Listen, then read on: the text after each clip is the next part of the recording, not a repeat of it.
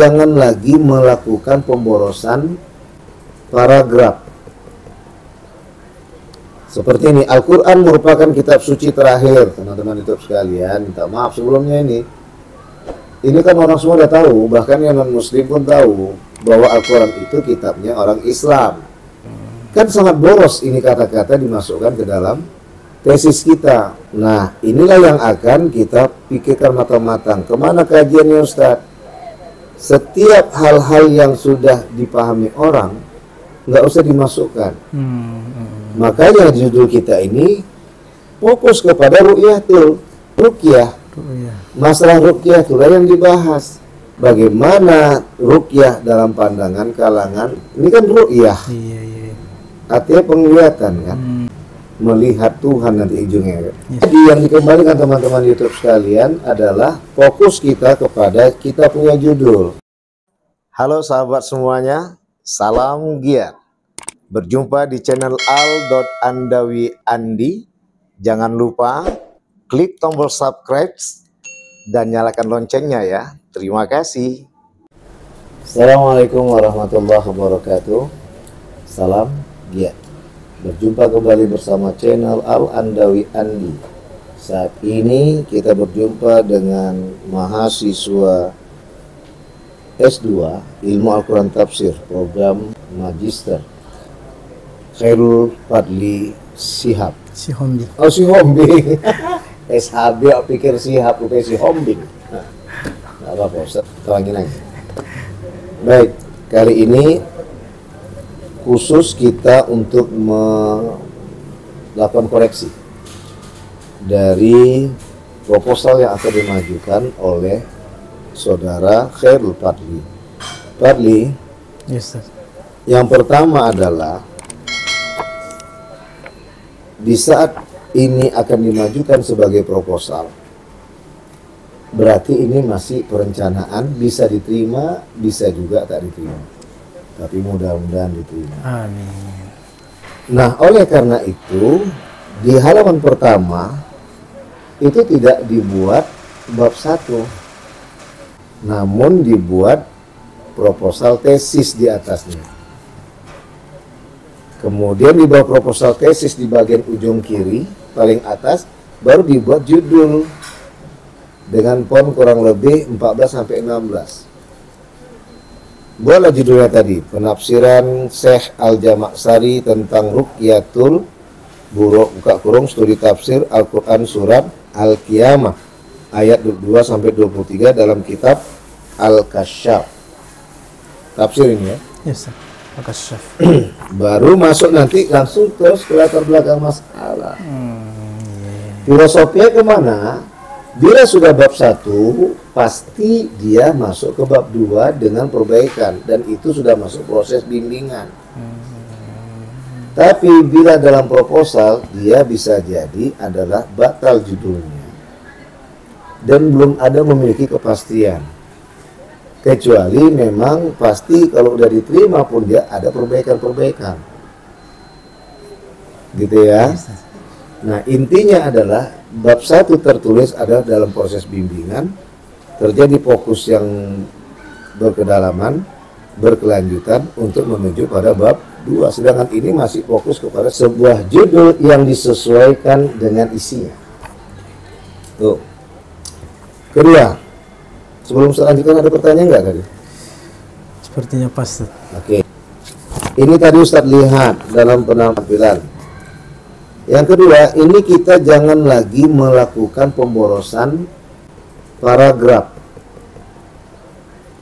Seperti ini, Al-Quran merupakan kitab suci terakhir, teman-teman YouTube sekalian. Minta maaf sebelumnya ini kan orang semua udah tahu, bahkan yang non-muslim pun tahu bahwa Al-Quran itu kitabnya orang Islam.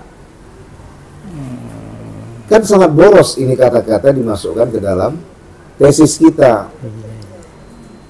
Nah, inilah yang akan kita pikirkan matang-matang. Kemana kajiannya Ustaz? Setiap hal-hal yang sudah dipahami orang nggak usah dimasukkan. Makanya judul kita ini fokus kepada ru'yatul ruqyah. Masalah ruqyah itulah yang dibahas. bagaimana ruqyah dalam pandangan kalangan Islam, kalangan intelektual Islam. Ambil satu, bagaimana pandangan dalam pandangan apa namanya, falak, ya kan? Sehingga akhirnya bagaimana dalam pandangan tasawuf, ya kan? Ini kan ru'yah, Iya, iya. artinya penglihatan kan? Iya kan, ru'yah kan? Ru'yatullah. Melihat Tuhan nanti ujungnya kan? Yes, Ustaz. Tauhid dan tasawuf. Jadi pertama tadi intelektual Islam, dua tadi falak, ketiga tadi tauhid, keempat tadi tasawuf. Gitu ya, Li? Yes, Ustaz. Baik. Jadi yang dikembalikan teman-teman YouTube sekalian adalah fokus kita kepada kita punya judul. Sampai di sini apa yang mau ditanyakan? Betul, Ustaz. Jadi bertanya berarti yang dibahas dalam judul ini adalah pendapatnya Syekh Jamak Sari tersebut tentang ru'yatullah. Berarti tafsirnya kita tidak usah lagi kita kupas. Oke. Di dalam proposal yang ke depan menjadi bab 1, jangan sampai punya Jamak Sari ini kamu kupas di bab di bab proposal, alias nanti ke depan bila diterima jadi bab 1. Bakal penelitianmu. Paling-paling yang kamu angkat adalah sisi umumnya saja. Iya, iya. Sisi khususnya itu nanti dikupas di dalam bab 4. Bab 4. Ini yang nanti, ini kan kajian khususnya Syekh Imam Jamak Sari. Teman-teman YouTube sekalian, dalam kajian kualitatif kita berawal dari induktif ke deduktif. Dari hal yang khusus kepada umum. Dan ini kajian adalah kajian buah pikir Imam Jamak Sari tentang ruqyatullah. Nah, ketika itu dia punya cerita sendiri, gaya sendiri, metode sendiri, penjelasan sendiri. Nah, ini nanti akan dilemparkan ke umum. Oh, ternyata hampir sama. Oh, jadi akhirnya dia bisa menguatkan. Oh, ternyata berbeda. Oh, ternyata dia nanti bisa menjelaskan kepada orang yang selama ini bingung dalam memahami ruqyah. Ini menjadi deduktif. Kalau kuantitatif itu dari deduktif ke induktif. Kalau kuantitatif itu tadi misalnya terjun kita ke perusahaan, lembaga pendidikan, ditengok tadi semuanya sama memakai teori yang sama berhasil. Tapi ketika ke khusus tempat yang kita teliti, ternyata kok beda, orang pada berhasilnya kok berbeda. Maka lakulah terjunlah statistik. Apa yang mereka lakukan? Oh, ternyata ada kesalahan. Takarannya 5 sendok dibuat 2,5 sendok, ya nggak bisa. Di situ nanti terjadi dari deduktif menjadi induktif. Sehingga bagaimana lembaga pendidikan dan perusahaan yang ada secara umum itu bisa diterapkan dalam yang khusus tadi, yang sebab salah dalam mengedepankan. Bisa jadi yang umum tadi pun salah, yang khususnya benar. Yang umum pada gagal kok dia bisa berhasil ya. Ini yang tadi umum ke khusus. Kalau kita khusus ke umum, bisa paham? Makanya kita nggak menggunakan statistik. Berarti khususnya itu ke ru'yatullahnya dulu. Khususnya itu kepada dua, tokohnya dan ru'yatullah. Yang paling utama adalah ru'yatullah.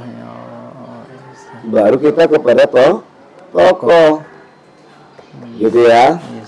Baik, jadi ini nggak usah dimasukkan ini. Fokuskan dia kepada ru'yah. Tadi ada kotak saya pertanyaan tadi. Tafsirnya nggak dimasukkan, Ustaz. Penafsiran ini kan penafsiran memang. Nanti yang kita akan masuk bagaimana penafsiran beliau. Itu nanti dimasukkan di bab 4. Tapi kita untuk di proposal teman-teman YouTube sekalian, para penonton, bahwasanya kita jelaskan apa itu ruqyah. Pandangan dari KBBI ruqyah itu apa? Jangan-jangan belum ada.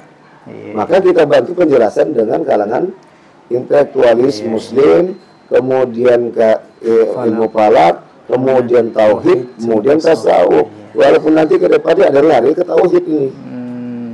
Dan tasawuf kan ru'yatullah. Wah, pastilah kalau tauhid Ustaz itu. Iya, dia backgroundnya antara tauhid dan tasawuf. Iya. Gitu ya, paham? Makanya semalam Ustaz bilang kan, jangan sampai kita jadi buka mata pelajaran di sini. mentang-mentang tafsir yang mau kita bahas lah tadi tafsir terbagi 4, metodenya ada 4, semua. Jadi terakhir ketinggalan lah, orang udah pada ngantuk, nunggu-nunggu judul. Langsung ke khususnya Ustaz ya. Ya iya, dia khusus dulu, baru nanti bisa ke umum. Tapi itu belum final. Belum final. Kenapa? Karena masih buat orang penasaran. Penasaran di mana? Tunggunya lah, bab 4 kapan jadinya, gitu. Pandai-pandai kita bagaimana menampilkan di proposal. Tapi jangan sampai ditampilkan semua di proposal, batal. Berarti bukan penelitian lagi, udah teliti, itu dari jurnal. Gitu ya. Berarti yang di proposal ini pandangan umumnya saja dulu Ustaz. Iya, pandangan umum tapi bukan jamak sari. Iya. Nanti jumpa situ ada masalah yang mau dilihat. Makanya bisa jadi jamak sari ini al-imam menguatkan atau memberikan solusi. Tapi nggak kita tumpahkan di proposal. Itulah yang melihat kondisi sosial yang dihadapi oleh Syekh Imam Jamak Sari memiliki arah kepada terselesainya masalah yang digelut, yang ditimpa selama ini. Maka inilah yang membuat peneliti tertarik untuk mengangkat judul Ru'yatullah menurut tafsir Al-Kasyaf oleh Imam Jamak Sari dalam Quran surat Al-Qiyamah ayat 22-23. Tamat. Baru masuk rumusan masalah. Rumusan masalah pun dikuatkan. Sebagaimana yang ditampilkan di atas, telah menghadirkan permasalahan yang dikembalikan sesuai dengan judul yang akan dikupas, akan dijelaskan. Namun untuk memudahkan agar kita bisa melakukan penelitian dengan seksama, maka dirinci dengan muatan masalah. Itu nggak lari. Hakikatnya 2 pun kita buat, itu satu yang jadi masalah utama, yaitu judul. Yang jadi masalah utama adalah kita hadirkan banyak masalah sampai 3, terakhir bingung kita mana judulnya. Makanya pandai-pandai juga kalau Ustaz ditanya bagaimana, enggak usah pakai sub-sub masalah lagi. Gitu dia. Kalau pakai sub masalah jangan sampai lari kajiannya, jadi disebut sistematika permasalahan. Iya Ustaz. Ngerti ya? Insyaallah Ustaz. Oke. Dah. Cuman kemarin kan Ustaz masukkan bagaimana masalah yang muncul itu membuat daya tarik agar orang yang membaca. Bukan kita untuk deduktif ke induktif, tetap induktif ke deduktif. Tapi kita mengambil, itu metodologi Ustaz pribadi. Tujuan untuk mengambil, kalau dalam bahasa ekonominya memanggil minat pasar. Untuk mau singgah ke Kediawa. Ini kan tesis kita kan gede ini. Maka kita tampilkanlah tadi hal-hal yang viral. Tapi bukan berarti itu tujuannya. Itu nanti kalau jadi tujuannya maka lari ke kuantitatif, bukan kualitatif. Sah-sah saja toh menampilkan sebuah masalah. Namanya rumusan masalah. Iya, Ustaz. Kita orang filsafat bukan gadungan. Nah, kita punya alibi untuk menjelaskan kemana arah yang mau ditujukan.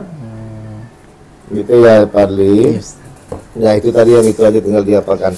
Ada pertanyaan lain?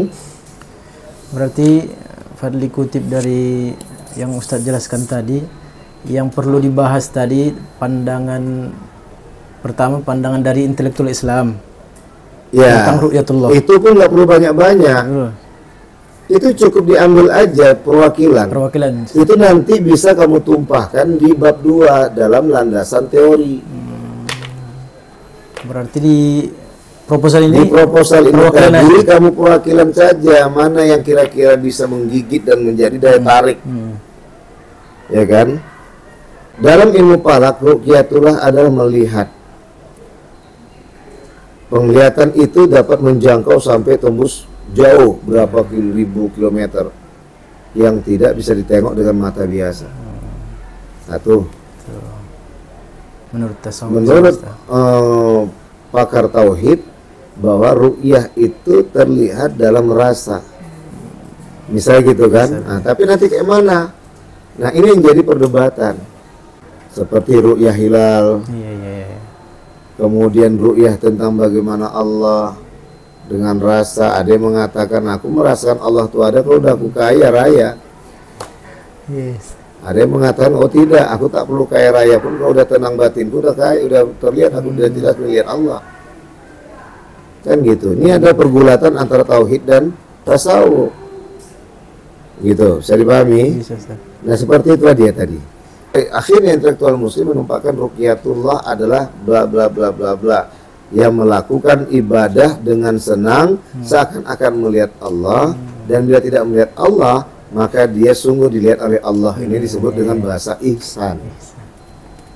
Hal inilah yang banyak digembar-gemborkan oleh Jamak Sari di dalam tafsir kasyafnya dalam surat Al-Qiyamah ayat 22 sampai 23. Oleh karena itu peneliti berupa untuk mengangkat dan merasa penasaran hingga akhirnya menghadirkan sebuah judul tafsir bla bla bla bla bla bla bla gitu, karena enak orang membacanya ya. Yes, Ustaz. Itu perbaikan sedikit kecil dari Ustadz, nanti kemudian sekalian print sekalian bawa aja nanti sekalian Boleh, Ustaz. ya. Itu aja ya. Ada lagi yang mau ditanyakan? Berarti yang masalah bab ini Ustaz langsung aja dihapus tadi Ustaz ya. Iya, ini nggak usah pakai bab dulu lah. Yes, Ustaz. Ya. Kecuali sudah final tadi. Iya, sebenarnya kan ini pembahasan masalah di kajian filsafat dan tasawuf. Filsafat berkata, macam pede kali kamu jadi bab satu ini. Tasawuf mengatakan pakai perasaan lah. Kamu kan lagi seminar proposal. Iya. Masa langsung bab satu. Yes. Nanti kamu akan dinilai sombong kali, merasa ini sudah menjadi bab satu padahal masih proposal, gitu ya. Yes, Ustaz. Yes. Oke. Bagus, Ustaz. Ada lagi? Pas, Ustaz. Oke. Baik teman-teman YouTube sekalian dan penonton, mudah-mudahan bermanfaat. Sampai jumpa di video berikutnya. Salam jihad. Wassalamualaikum warahmatullahi wabarakatuh. Waalaikumsalam.